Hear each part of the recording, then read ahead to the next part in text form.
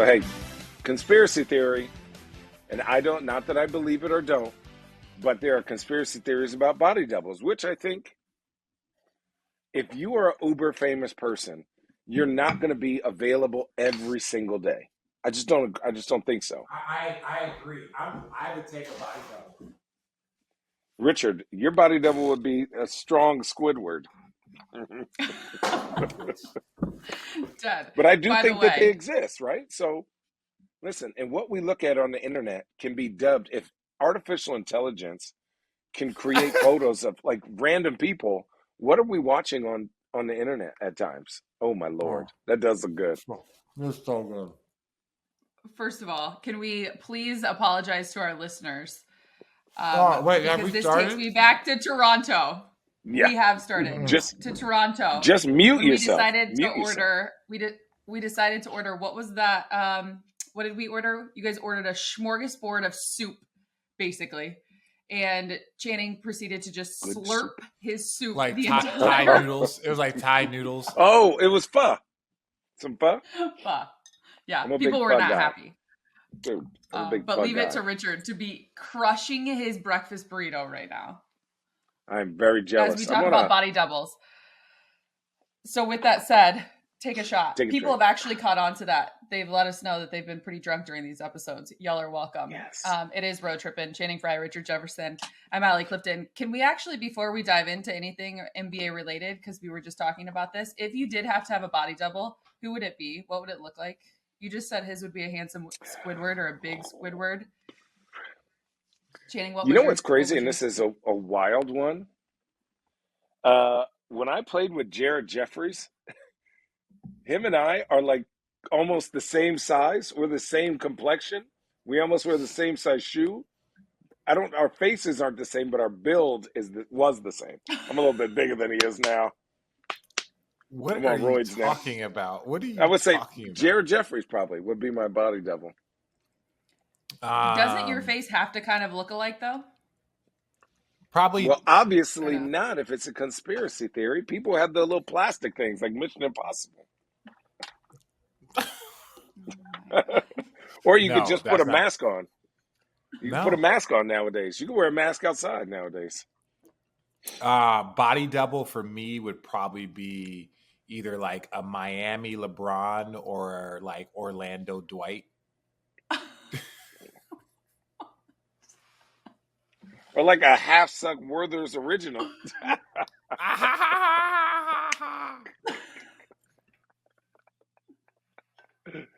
Dude, you're that damn burrito. Speaking of body doubles, though, there was one last season. Remember when that moment went viral at a Laker game?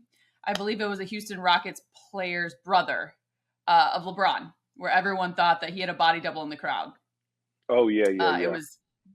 It was wild. It was hilarious.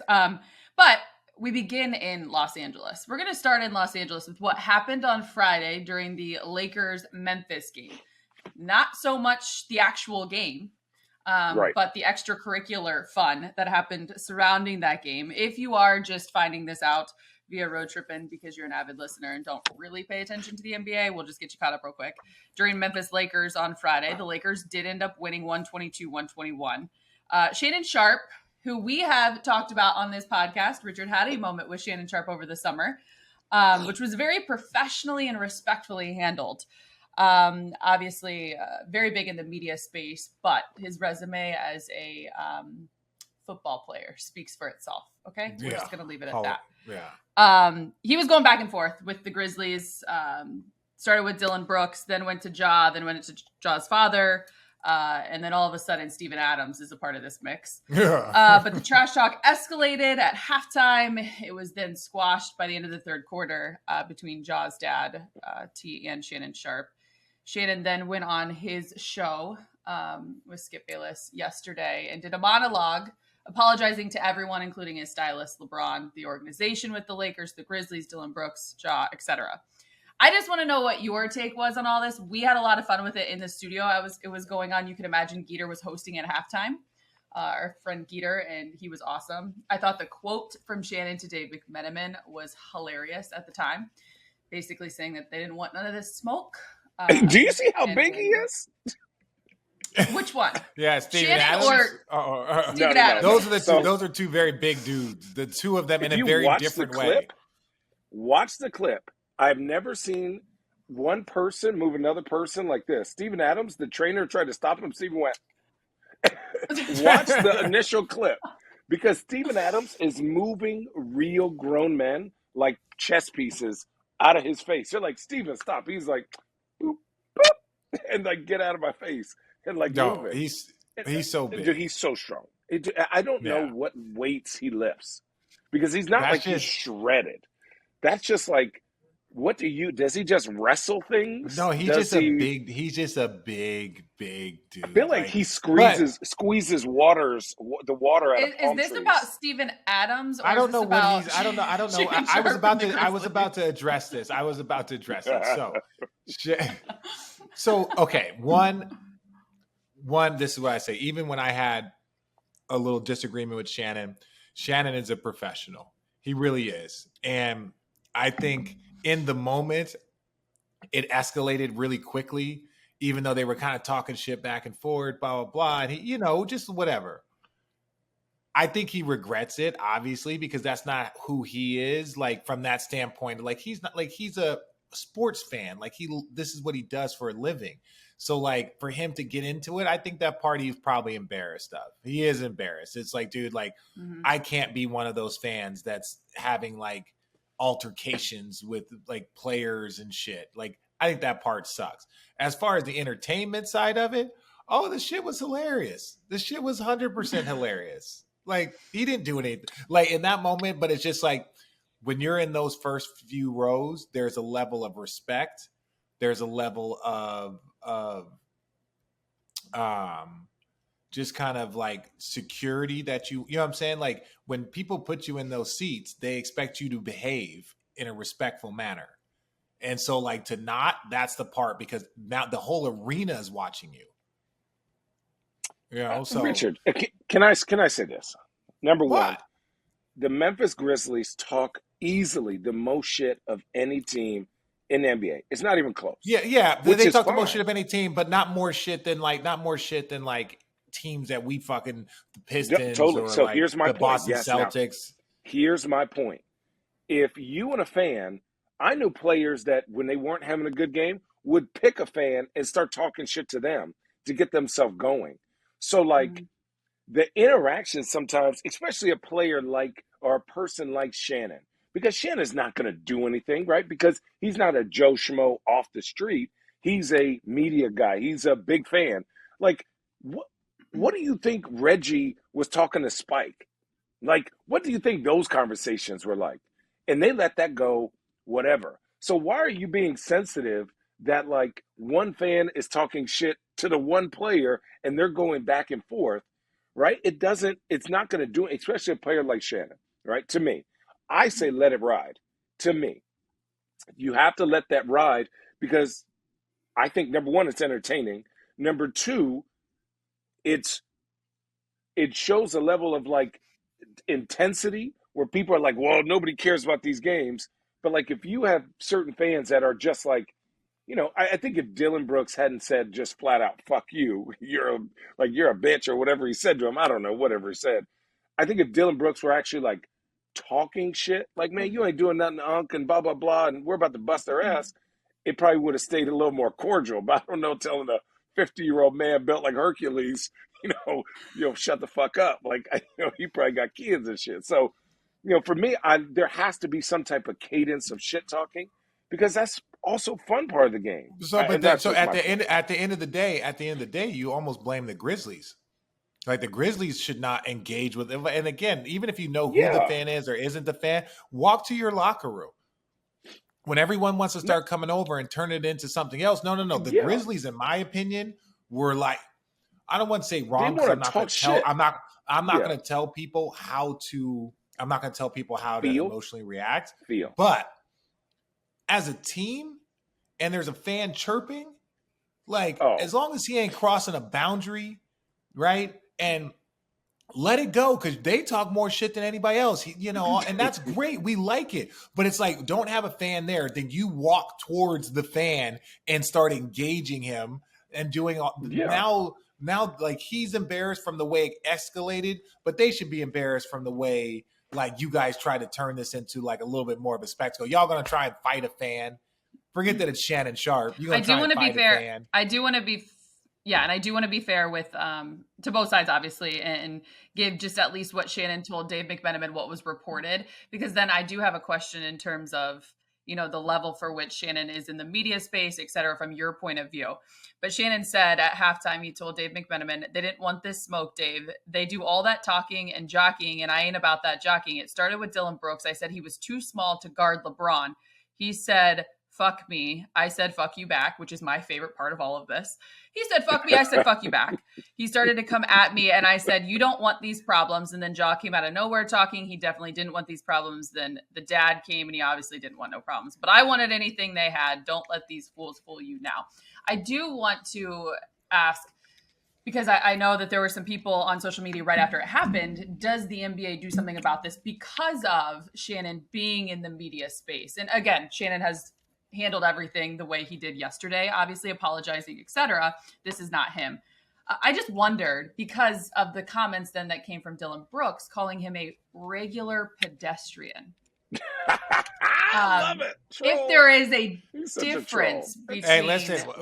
No. Listen, you're on the basketball floor. They're not on a football field. They're on a basketball court. And on a basketball court, he is a regular civilian because that's where he's sitting. Okay, so you do. That's who he's talking to. And I don't mean that to be disrespectful. We know how great he is. That's undeniable, right? One of the greatest, probably like American athletes of all time across all sports to do with such a specimen. But like, let's make no mistake. The minute he puts his foot on that hardwood, oh, he's a pedestrian, right? Like, and that's just has to be your approach, right? Like, and that's not like it's a funny shot, but like we don't view that as like disrespectful. It's like you can't do what we do.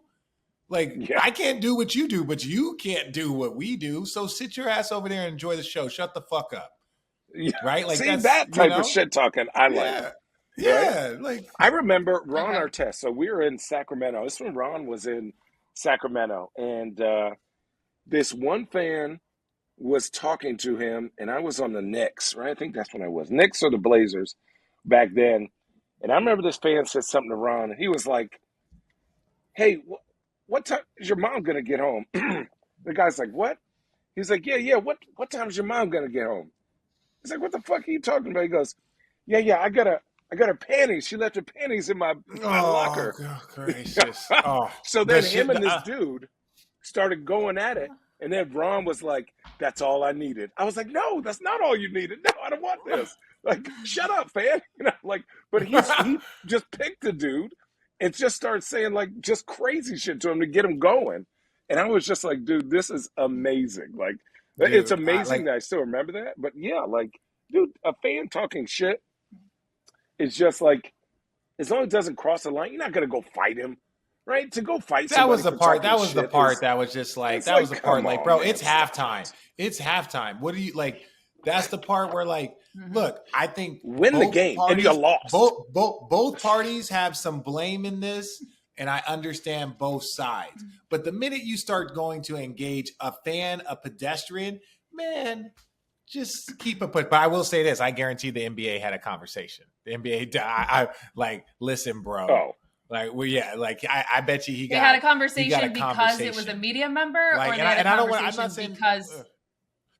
Yes, but I think part of it is because of who he is, and like that's part of like again, I'm making this up, but I imagine how I have seen the NBA work in the past. Oh, because I've seen the NBA where they're like, hey, we'd like to review the incident, because they review the incident even with other people, and then they'll make a decision. So if they review the incident and it's like, hey, listen, Shannon, like this, this type of stuff, you can talk, you can go back and forth. But I imagine they were like, this shit can't ever happen again, bro.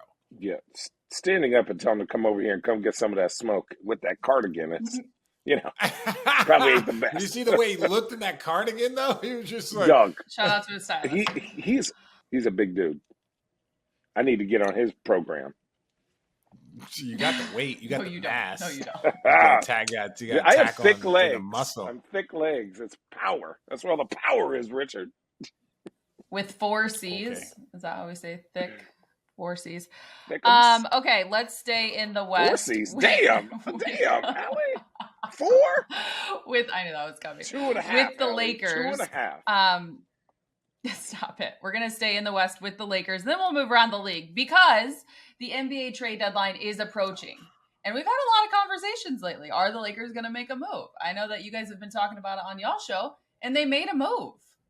They made a move, obviously, getting Rui Hachimura and sending Kendrick Nunn and 3 second-round picks to DC. Do you guys like the move? Do you think there's another move? Does this move anything for you guys when it comes to the Lakers and what they could potentially be? It doesn't move anything. It makes them better. But it still doesn't address the ultimate need. Right? But it makes them better. Look, you get a guy that can score like 12 to 17 points on any given night. That's yes. Has he ever done that in his career? No, I'm saying he's averaging like 13 points a game. I think his last season. I think this year's number. Ball. Yeah. So like, I see how much Channing watches the Wizards. I had to do my homework recently. They're typically not on the homework assignment either, but recently because of the trade I did. Well, I have an opinion. I'm being a troll, and you'll see why I'm being a troll. Okay, go ahead. Finish your point. No. The only point that I was going to say is that like it does make them better. I like the move, right? Like second round picks, you give up 3 of them. You're like, man, like. Not saying that it's a lot. I don't want to say that, but they just have very few movable assets. So like, that's 3 second round picks. When you don't have assets, right? Like OKC 3 second round picks is laughable. They're fucking, who cares? For the Lakers, it's like everyone has to be so calculated over these next like 2 years. So it's a good move. I don't think it changes anything. It will take a little bit of stress off of Bron and some of those guys because you have a good player. But it doesn't address the need. Hang on really quick before you jump in, Channing. Rich, what doesn't it address? Like, what need are you talking about? Well, I think the Lakers' need for shooting and spacing. That's still they're not that to me. And I know that they have shot the ball like moderately okay for a good stretch, but ultimately, like with LeBron James, if you don't have that spacing and shooting, they don't have anybody that Troy Brown Jr. Like these are the people that they're being called upon, right? And I'm saying it's like they just, to me, they need more shooting and more floor spacing. That's what they need. He can space the floor, but he's like a hybrid slasher forward. He's not a person that like you're like ultra scared of from 3. They need like 2 shooters in whatever position. Right, I'm not saying they're going to get any of these people, but like an Al Horford 5 and some sort of 2 guard that you can't leave open. Covington, like right? Doug McDermott, yeah. Just somebody that you're like, oh, we can't leave him open. Just the threat of him shooting is going to open up the floor. So they got a better player, so their team will be better, but it doesn't address. They could have gotten a lesser player that was a shooter. That would have opened up the floor more for them. And that's not to criticize the move. I'm just saying that like they could have gotten a lesser player, but it addressed an actual need. But people don't give up shooters anymore. It's like the game. The shooting is such a premium. They don't give them up. It's disgusting. Yeah. Boy, where do I start? I hope this is another move. I hope there's another move because I think what the Lakers saw was like they didn't have like anything shiny enough to really get something back. So they traded, 5 nickels to get a quarter, right? And now that they have a quarter, they're going to probably, I hope, add that to some other pieces to get 2 quarters back. Does that make sense? So like you trade Kendrick Nunn. So, okay, here we go.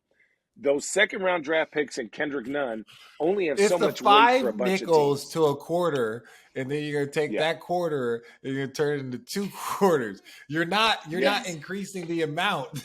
You like. No, I am, but just hear what I'm saying. What was your ACT Kendrick score? Nunn. What was your ACT score? Okay, I didn't take the ACT. I didn't take the ACT. Okay, continue. That was the easiest one to cheat on, anyways. That's why I took it. Oh yeah, dude.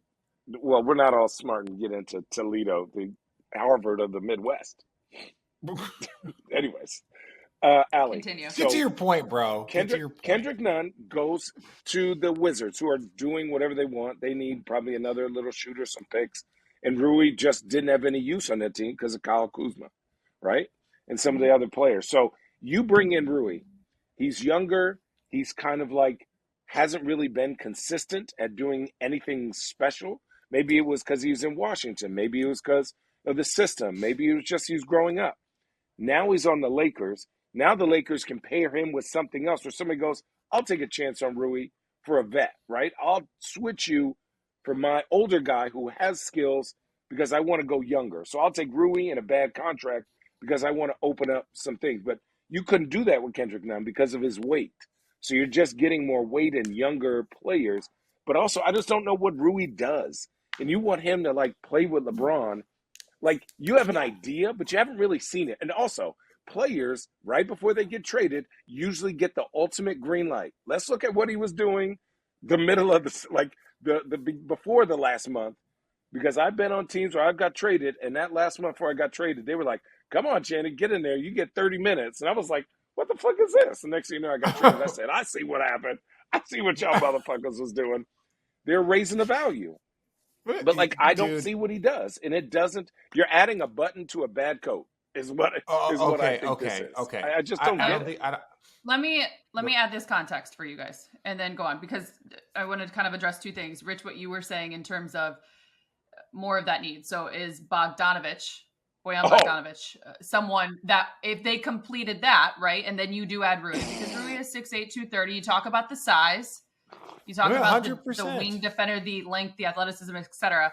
We did a show last night, obviously, on the Laker Network, and I came across this tweet from Kevin O'Connor about Rui. He's made 39% of his catch and shoot threes. And you guys know the value of catch and shoot, obviously, playing alongside of LeBron, correct? Yes. He'll get more of those. He's made 39% of catch and shoot threes since his second year. So by the seasons, this year he's at 37%. Last season he was at 47%. So over the last 2 years, on average, about 41% on catch and shoot threes. And then obviously in 2020, 34%. So streaky on a low volume, Kevin had tweeted, at 2.6 per game, 359 total shots. So I'm just saying the opportunity, I think, Channing, you hit it there too, when it comes to maybe the opportunity not being there in DC, but now you put him alongside different caliber players that will get him those open looks. Could that be a benefit and maybe be more of than just a button on a bad cardigan? That is the saving grace, is like playing with LeBron, and maybe when AD comes back, like the pressure is not on you. You just got to be simple and make shots. Right? That is the one thing that can elevate his game crazy. But again, I haven't seen enough from what he was doing in Washington consistently to go, oh, man, that is exactly the piece that we need. But you look at Bogdanovic, who just had 33 last night against a really good defensive Milwaukee team. That, to me, moves the needle. Now, what you have to give up for him, I don't know. Yeah, you ain't giving up three second-round picks for that bad boy. No. No, 3 second round picks. Dude, because he moves the needle. You talk about a reliable defender, physical, vet, can drive to the hole, finishes, shoots threes, mid-range, a physical defender. Like that's a lot of things that he does. Think about Rui. You're saying he shot 45% on his threes, but how many has he shot? I feel like he's a slasher driver. I thought he had more of a style like. Wait, where was he at before Detroit? Where was he at before Detroit? Utah? Where was he at before Detroit? Yeah, Utah. Utah. And then he was in Indiana. Remember, he was nice in Indiana. Mm-hmm. Mm-hmm. Is that the guy that you're kind of looking at, Rich? Is that what you're talking about? Yes, right. Like again, now he's better. And again, I'm not like I like Hachimura. I love him. What about this? Sorry, go ahead. Go ahead. No, go ahead. Because I was just going to say, like, I like him as a player. He makes your team better. Like, there's no dispute on that. Does he move the needle? Is he the person that can take the Lakers from 8th to 4th? No. And obviously you wouldn't get a player like that for 3 first-round picks. But I don't also feel like now that the floor is going to be more space. I think LeBron's going to have a great outlet. I think LeBron's going to have. But if you're depending on him to be your floor spacer, that's very different. Like, Yeah. he can hit Okay. shots. He can hit shots. Like, he might have a 3 for 4 night. He might have a 5 for 8 night. Like, he can hit shots, but is he a shooter? Teams ain't adjusting their defense around not letting him shoot. If he beats you instead of Braun in the paint, that's different. You throwing that bitch out to Kyle Korver, and you're like, all right, guys, like, okay, we got to figure out which one is it. We're going to play 4-on-4. And we have to do some shit here, right? Like, he doesn't make you change your defense, in my opinion, for the spacing that the Lakers need to move. And these opinions come from what we have or have not seen. So I'm not saying Rui, the idea of Rui is amazing. Like, I like his length. I like his athleticism. Like, I like the idea of him shooting. He just doesn't come off as a shooter. He comes off as his trajectory seemed to be more of a volume scorer, right? A slasher scorer. And I'm going to say, quote unquote, a Kuzma type, right? Where Kuzma at the beginning of his career used to catch and go. You know, like, remember Lou Aldang used to always catch things on the move. I hated that. Get his little post. I hated him too. So a guy like, to me, and then you could tell me if I'm wrong, the Lakers, if you could upgrade Patrick Beverley for like Kyle Lowry, that to me moves the needle a little bit. Somebody that Braun can trust, can hit an open three, older veteran. But it's how all, many miles what's does he our have? goal? But that's the thing. Ultimately, it's like, what is our goal here? Like, Kyle Lowry, in my opinion, he does make them better, but I don't know how much he moves the needle, in my opinion. At this point in time, this Kyle Lowry. So it just depends on like if we're talking about getting them into a top 4 spot, they're probably 2 players away with this trade. They're still 2 players away from that. That's how far away. Like, if you 2-3 players away from being a top 4, I ain't saying being the best team in the conference or being an NBA contender. I mean, getting you top 4 with talent, structure, consistency, and then you maybe count on Braun to put you on his fucking back. Like, how much more counting on him? My man got to be exhausted. No, I'm just saying. All I'm saying is that I'm not saying. What I'm saying is that if you can fight to get to the top 4, they're 2 players away from just getting to the 4th spot, in my opinion. Yeah, that's a lot. That's a lot away. That's a lot. They're still waiting on obviously. They're still waiting on obviously 3 key rotational guys. You got Lonnie Walker the 4th, obviously Austin Reeves, who does play a big part in all of it when it comes to the piece, and then obviously Anthony Davis. At the end of the day, we don't really talk about this unless Anthony Davis is on the floor. Right? Yeah. Which the expectation is he's back soon, but what will that look like? Time will tell. Hey, Road Trippin, our next partner has a product we're personally using every day. We're all taking Athletic Greens because we want more energy, better immune systems, and we all got tired of taking pills and vitamins. Want to see what the hype is all about? It's obvious. Every scoop of AG1 tastes great and helps us to feel our best in the morning. We have the peace of mind knowing that we're beginning every day with 75 high-quality vitamins, minerals, whole food sourced superfoods, and even probiotics. Right now, it's time to reclaim your health and arm your immune system with convenient daily nutrition, especially heading in to the flu and cold season. It's just 1 scoop in a cup of water every day. That's it. No need for a million different pills and supplements to look out for your health. So to make it easy, Athletic Greens is going to give you a free 1-year supply of immune-supporting vitamin D and 5 free travel packs with your first purchase. All you have to do is visit athleticgreens.com/roadtrippin, take ownership over your health, and pick up the ultimate daily nutritional insurance today. Again, go to athleticgreens.com/roadtrippin and get started today. Hey, Road Trippers, it's time to start thinking about changing your habits and really focusing on your overall health. But you don't have to make huge, unsustainable changes by following strict or trendy fad diets. Invest in your health by switching out 1 meal a day to Huel. That's Huel, spelled Huel. With Huel, you'll be at ease knowing you're getting all the nutrients you need in that 1 quick meal. Beginning with this 1 small, sustainable change, you'll drastically increase your chances of success. Start a habit you can stick to. Huel has easy, calorie-controlled portions, so you'll know exactly what you're putting into your body. Every Huel meal is made up from natural ingredients, and the vitamins give it 160 different health benefits. Plus, Huel is super convenient. It only takes 30 seconds to shake up your meal. Then you can take it with you anywhere. Complete nutrition in under a minute. What's better than that? And you don't have to think about how healthy it is. Huel's done all the work for you. So get started today by visiting Huel.com/roadtrippin today and make a simple change to live a healthier lifestyle. They'll even throw in a free t-shirt and shaker with your first order. That's Huel, HUEL.com/roadtrippin. Channing, you mentioned Kyle, another Kyle, but you also said him earlier. Switching gears a minute. If you're the Wizards, are you taking calls on Kyle Kuzma? Oh, I don't know what they have internally. I don't know where the Wizards are going, right? Like the Wizards are in the worst spot in the NBA. They're kind of like in the middle. They'll have games where they're really good, and then they'll have other games where you're like, are you even trying? And I just think, what is Bradley Beal's bandwidth? Like, how's his health been? He's been in and out of lineup, hamstring, knee, foot, whatever. As a GM, I think you do have to do responsibility for all calls, right? Are you taking calls on Kyle Kuzma, Rich? Well, man, okay. I'm taking calls on everybody except for like KD, Giannis, Jokic, and Embiid. No, the Washington Wizards, to me, man, I just don't know what they're doing. I don't. Bradley Beal. They draft horrible, by the way. But I'm saying Bradley Beal. I really would love to see this dude play in some meaningful games before his career is over. I can't tell you how good Bradley Beal is.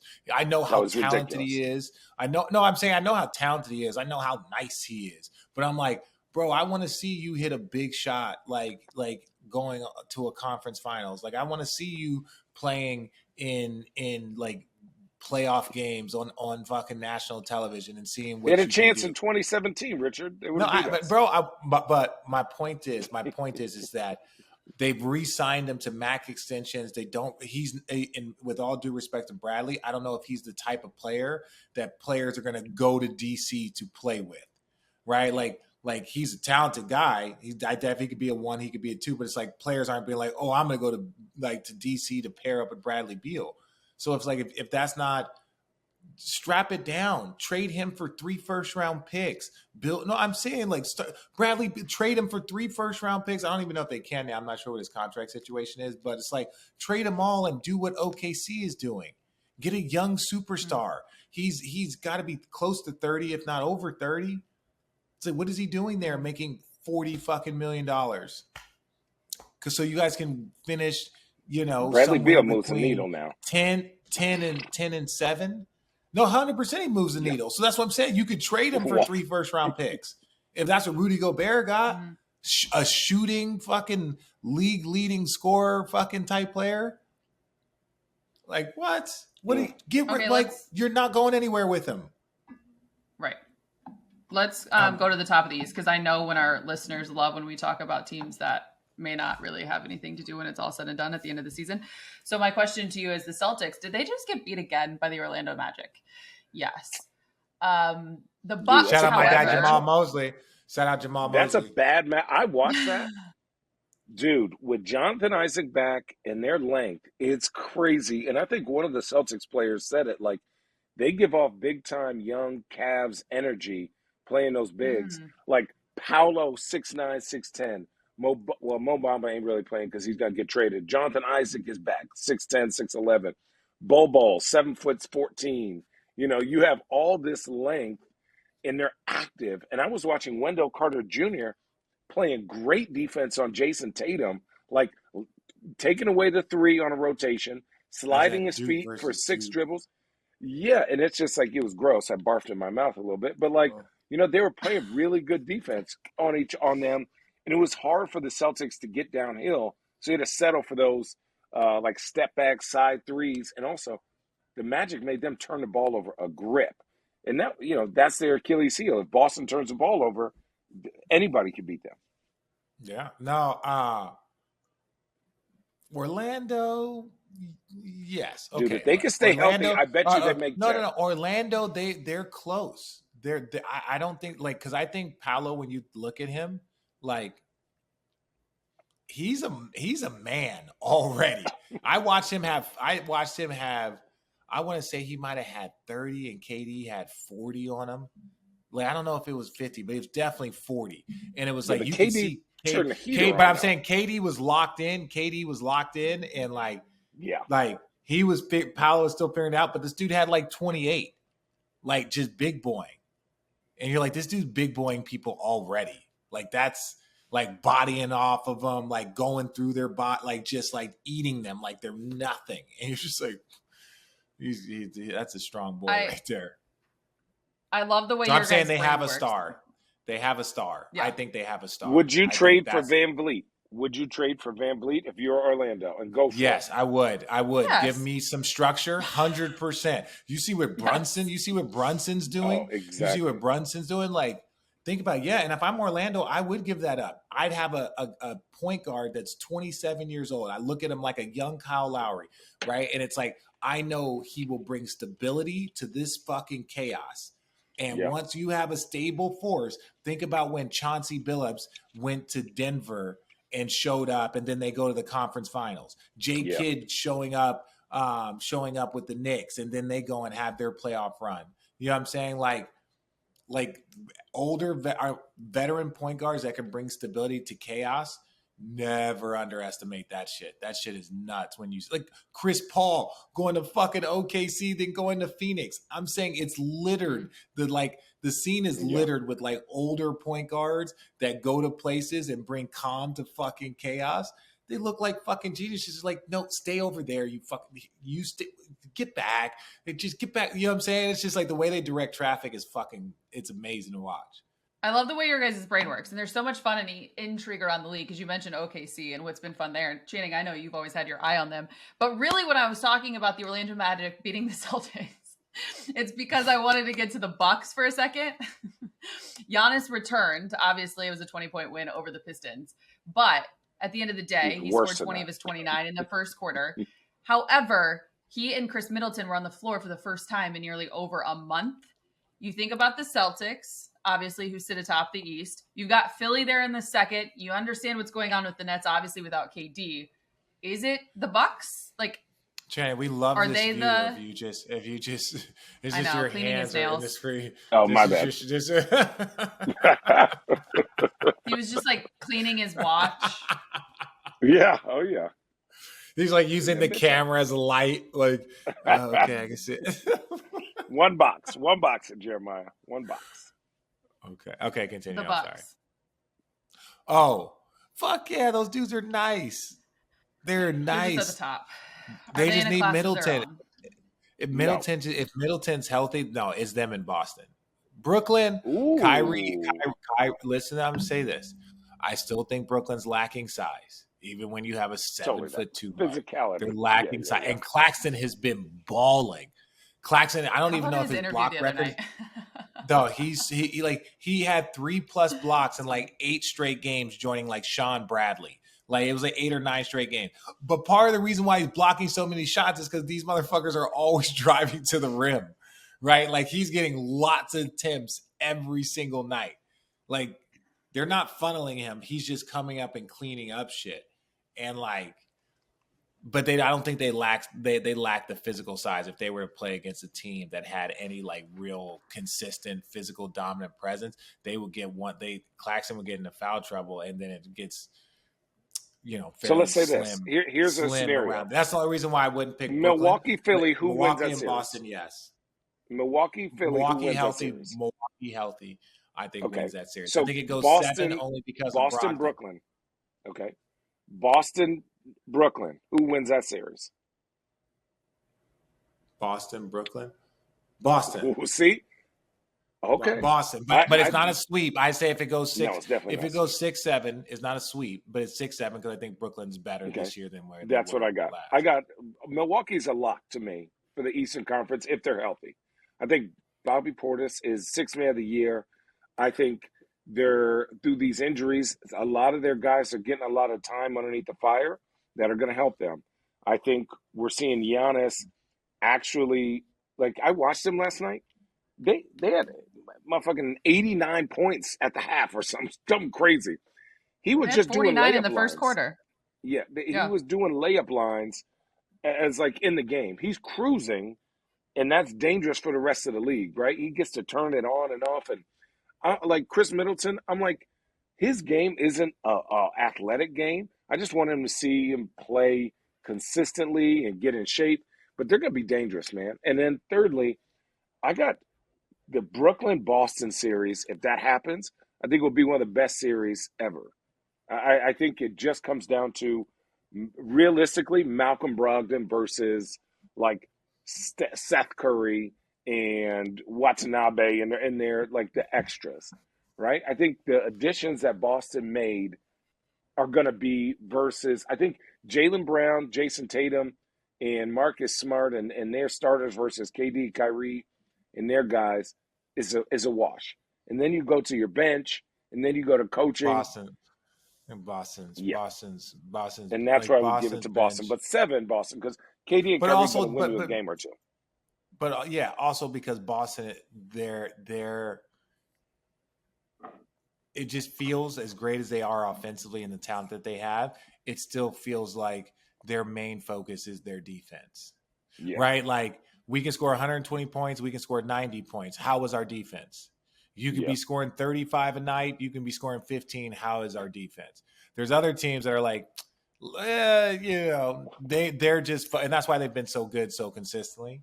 It's just because that's who they are, right? And when they lose sight of that, you can see it. When they were 22-22, they just looked like discombobulated. Their defense, offense was shit. Figured that shit out and showed up with the number 1 defense at the end of the year. I have something that I think could be spicy for the two of you. Ooh, spicy. More deserving of an all-star spot this year. Okay. Klay Thompson or James Harden? James Harden. Not even close. It's not even close. It's not even close, Richard. I was about to say, close. I have no. James Harden missed quite a bit of time. I haven't seen James. I literally haven't watched Philly play in probably the last week, right? They haven't been on my radar because I'm not doing their games. So that's why I can't speak on that. But I knew he was out for a while, and I knew they came back. Refresh me on how Philly's doing. Philly's the number 2 spot. Okay, but that changes. That could change. They're 9-11. They're 9-11. They're 9 out of 11 in their last 11. Anyways, so this year he's averaging 21.5, 6.5, and 11.2 on 38% shooting from 3 and 45% from field goal. Right. So this year he had 1 bad game against the Clippers. Right, where obviously he was probably out in the streets. But since January, 27, 26, 17, 20, 16, 24, 31, 24, 6 the dud, and 16. And now we go to assist. 8, 11, 11, 15, 15, 11, 13, 9, 14. Let's that's rewind. Just one let's rewind. Let's rewind. He's played 30 games this year. With all due respect to Klay, there's no fucking way that he deserves to be an all-star. And I don't mean that as a talent. I mean that as in Klay, his and the Warrior standards are higher than you guys are a below 500 team or are right hovering around 500. And Steph's going to be an all-star. Y'all should not have 2 all-stars. You guys have 2 all-stars. You could have 3 all-stars, totally. but y'all So you're y'all going have winning. been so. Yeah, I'm going 100%. I'm prioritizing winning 100%. James Harden also. I've watched a couple games. I would rather have Klay than James, right? But James Harden got that little. It's weird because I don't know what happened at the beginning of the year. Early I was like, damn, James is a little. He's better, right? From all his hamstring injuries. But he really don't have that pop that we used to see before this injury. Now I was like, damn, James got a little oomph in his step. He moving. I said that too. Yeah, it's weird. I don't know what happened, but if he can get a little oomph in his step, and then Joel Embiid is having one of the best years, and it's just going underneath the radar. I think people are just bored with him. So we'll see. We'll see. They're in a roll. The Sixers are on a roll right now. As of right now, after the third fan returns, fan votes, obviously fans make up 50%. NBA players and media panel account for 25% each of the rest. Klay's got 1.2 million. And James Harden, he's 5th amongst West guards. And then James Harden is 1.9, 4th amongst East guards. Backcourt. Okay. Can we give some love to the Sacramento Kings? This was the first, and you guys know this. Well, they scored a shit out of the ball. I'm gonna tell you that. Yeah, they do. No, they are legit. They are legit. They're legit. They play They play a good brand of basketball. They have a good system. Their guys are playing well. They've won And 7 of 8. They're third in the West. Yeah. Here is what. Are they real? Are they real? No, they are not That's real. the same question as legit. Are they No, legit? no. That was my question. No. They're legit. So They're a legit playoff team. season? You can be a legit playoff team. They're a legit playoff team. Are they a real playoff team? And that means that are these dudes do they have a potential for a conference finals? There's zero chance. There's like 6 teams that have a chance of conference finals. The Pelicans, Dallas, I'd say one. Suns, Denver, Memphis, like that. Like that's 5 or 6 teams that you're like, given where some scenario, they could make it to the conference finals. I think Pelicans are just outside that, but I do believe they're a top 7. They will be in the postseason, breaking their 16-year streak. Oh, for sure. You know what I've noticed about the league? Tell us. And everyone says, oh, this league is a 3-point shooting league, and the big man has died except for our 2-time MVP and Joel Embiid and all these other big men. You cannot be a successful top 6 team in this NBA on East or Western Conference without having a downhill big man who can make plays and play some sort of defense. It is true. Yeah. And this is why the Lakers struggled until Thomas Bryant got rolling. Right. This is why the Golden State Warriors struggle, because Kevon Looney is not a downhill. They settle on threes too much. Right. This is why, and defensively, they can't guard matchups. You look at the Portland Trailblazers are bad. This is why the Sacramento Kings are good, because Sabonis is a all-star level big man that goes downhill and either gets layups or kicks out for threes. Every single team, if you look down the list, has one dude that can do that. Obviously, Boston, Robert Williams, Philly, Embiid, Milwaukee, Giannis, Brooklyn, Claxton, Cleveland, Jared Allen, Evan Mobley, and Donovan Mitchell gets downhill, right? Miami, Bam. New York, Julius Randle, Mitchell Robinson, RJ Barrett. Those guys go downhill. Atlanta, Clint Capella, John Collins. Indiana, Miles Turner, and the dude with the glasses. I forgot his name. And then now we're at 10. But now we're at 10, and Chicago's 10th, but they have an all-star level center, but he's not a rim roller. So to go to the West, Denver, okay, Jokic, easy. Memphis, Big Adams and Jaren Jackson Jr. and John Morant, downhill. Sacramento, De'Aaron Fox, downhill with Sabonis. Sabonis is downhill guy, yeah. Huge. New Orleans, all of them are down. Jackson Hayes, Zion, right? They have 16 motherfuckers that can jump out the rim. Dallas, the best screen and roll team in the league. Luka and Dwight Powell. They have the most efficient screen and roll in the NBA. It's crazy, but it's true. The Los Angeles Clippers, Big Zubac. Okay. Phoenix, DeAndre Ayton. Utah is now 8th. Now, but they run an open offense where everyone almost rolls. But you see how many times Lauri Markkanen is booming on fools. And Kessler is a sleeper as a center for whatever position. Balling. And then Minnesota, which is a weird thing. They're at 9. Should have Karl-Anthony Towns, and you would think they would be better going downhill, but Rudy Gobert only jumps one way. And he's pretty inefficient when it comes to switches. Which is where? He can't run. He's not an ambi turner. So if you're right-handed, he can't turn this way and catch a lob up behind him. He doesn't catch lobs with his left hand. So you have to be a left-handed driver. Dude, it's the truth. If you ever watch. It's funny because you're going like super nerdy. You're going super nerdy, like intricacies of dunking that people don't know. But I love it because you're just like, when you said he's not an ambi turner, this shit made me laugh. I'm like, he's really, because there's guys that jump quick. There's some guys that jump fast. There's some guys that like go off one leg, that go off two. They like, I know you know this as an athlete and you played, but I'm like, when you see there's certain guys that like, if they get to a certain space or a certain thing, you're done. Yeah. And there's certain guys that just can't catch certain lobs.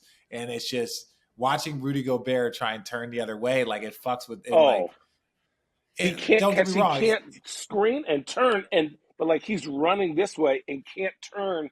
So imagine if I'm right-handed and Rudy Gobert sets a screen and I'm right, he can't turn that. It's hard for him to turn that way without stopping and then jumping up and getting the ball. So like, but if you're left-handed, he can do it and then run and catch the ball with his right hand closest to the rim and dunk this way. Right?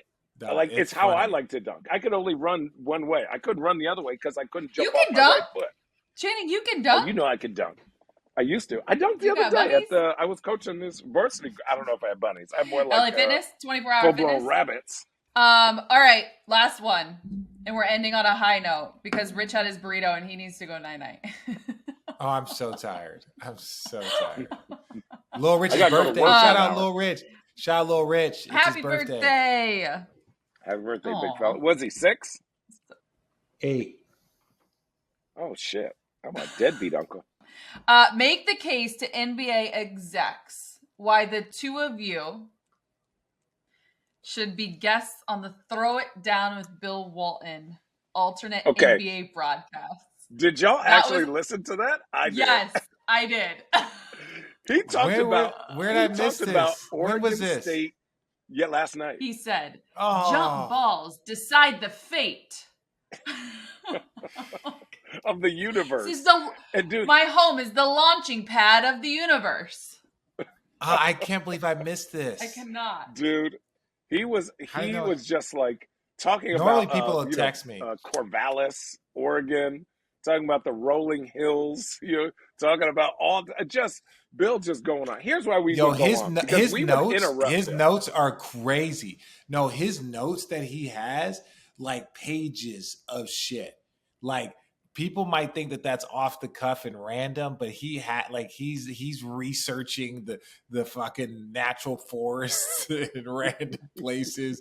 Like he's got like detail. Like it's not as it's like obviously it's Bill, so a lot of it's off the cuff. But like when I sat next to him and did that UCLA Arizona game, like you could see like, oh, this man, he's got a lot of shit prepared. He's got and none of it is basketball notes. None of it are basketball notes. I need to know this. So they shoot this at his house, and so they give you like a kind of behind the scenes, and it has to be his man cave that they went into. And I need the most random thing that you'll find because you guys have been there at Bill Walton's house. Yeah. Oh God, yeah. Well, a lot. Yeah, I lived there for a couple years. What's one random thing that you would find there? The TP is random. There's beds everywhere. There's beds there's like 3 beds in the backyard, because it's like his house is like a jungle. So there's just beds on different decks and in different places. And then there's like a bed in the living room. And there's just beds everywhere. And so like I tried to sleep outside, but it was wet. I didn't know the lions. Yeah, the lions are, because he lives near the San Diego Zoo. So you're like trying to get sleep, and these motherfucking lions. You're like, man, what the fuck? And you're sleeping outside, right? You know, you had a couple of adult. Oh, and if you sleep on the couch, if you sleep on the bed in the living room, you always fight with the black cat, right? And it was like, I kid you not, it took me like 2 times, and then like one morning we were at breakfast, and he was like, "How'd you sleep?" And I was like, "Dude, I can't fucking sleep." He's like, "You were fighting with the black cat?" And I was like, "Yes, what the fuck is that thing?" Because it doesn't do anything. It just like comes and like messes with you and wakes you up and then fucking leaves. And it was just like, that was like the running joke at the house, that if you slept on the bed in the living room. But yes, long story short, there were random beds everywhere. There's a TP with a bed in it. So like whenever we could find a place to crash, it was just first come, first serve. We were just all like passing out in beds. Like, yeah. Oh, there's a lot of weird shit. Butterflies, his kites on the ceiling. His house is decorated like a museum of like Grateful Dead art. And like, I'm talking about, it's like, imagine Graceland for the Grateful Dead. That's his house. Yeah. That's impressive. I actually hope that he knows how much I adore and love him and just am so fond of him, because someone on Twitter last night after I posted about that alternate broadcast with so much love, someone reminded me, Allie, do you remember when he came on the podcast with you and said, "What's your name again?" Should we get Bill on? Should we get Bill on? God. Yes, we should. You guys want to get Bill on the pod? I will intro and I will close and I will let you guys just go. We might as well just mute ourselves now. Just mute ourselves. Okay, I'll hit Bill up and see if Bill will come on the pod. He's so fucking funny. Oh my god, so that's funny. amazing. I suck at asking for things, but I'll try. Channing, ask Bill. No, I'm not asking Bill. I'll ask Bill. Why? Are you guys afraid of it? It's a joke. It's a joke. No, it's a joke. It's just like he's like you know he's like your dad. You're like, hey dad, can you come on the podcast? It's like, what the fuck? Yeah. Right. Channing, I would. Channing, my Wonderful sons, hills of Richard and Walton. Channing. Oh, how are you doing? Where are you My living? Oregon. boys. What a beautiful, beautiful place, Oregon. You know I lived there once, Channing. Yes, I'm aware of it, Bill. Right? Yeah, Bill. They gave me a video, and I keep telling this story about him riding from downtown Portland to the coast, which is an hour 20 drive. He would ride a bike and then take naps in fields and eat blackberries. He does that now, by the him. way. He does like 100-mile like bike rides, like 25-mile back rides. Like that's like his thing. Like he's like in the whole suit with the helmet and this huge bike, doing he like takes his bike all around like the country and does like rides and like crazy. Shut up, Bill. He's a legend. But did you guys just hear that beeping? That's our cue. We got to go. The trash. Oh, yeah. Okay. Trash is here. Never fail. Never fail. That's I swear the trash Trippin. comes 5 days a week. It doesn't matter the time or the day. It comes 5 days a week, every day, all day. It's amazing, right? You guys are amazing. You're amazing. That's another edition. Bye.